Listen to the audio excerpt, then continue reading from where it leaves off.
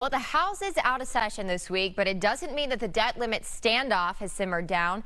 It might be a long battle to raise the debt limit so that the country can pay its bills. The U.S. could default as soon as June 1st. The ball is now in President Biden's court. Fox's Mike Emanuel has the latest on those negotiations. Deadlock, and he said, she said. That's where the debt ceiling fight stands, with both sides far apart. America's never, ever, ever failed to pay its debt. The only way you solve problems is you negotiate. Last week, House Republicans upped the ante when they narrowly passed their debt limit bill, which expands the country's borrowing power and trims federal spending.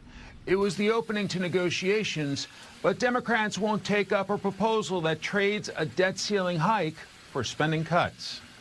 We pay our bills, and we should do so without reckless hostage-taking from some of the mega Republicans in Congress. For now, Majority Leader Chuck Schumer won't put the GOP plan to a Senate vote. Instead, there will be committee hearings that he hopes will sway Americans against what he calls reckless legislation.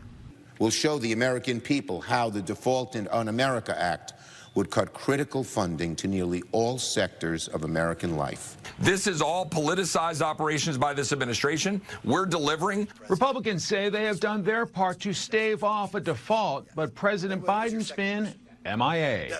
The president still hasn't talked to me. Even some House Democrats believe President Biden should negotiate, but with no talks on the table and a looming default as soon as June, the nation's economy is on the line. Higher interest rates, higher credit card rates, mortgage rates will skyrocket. The Treasury Department is expected to notify Congress soon with a more exact estimate of when it could run out of cash.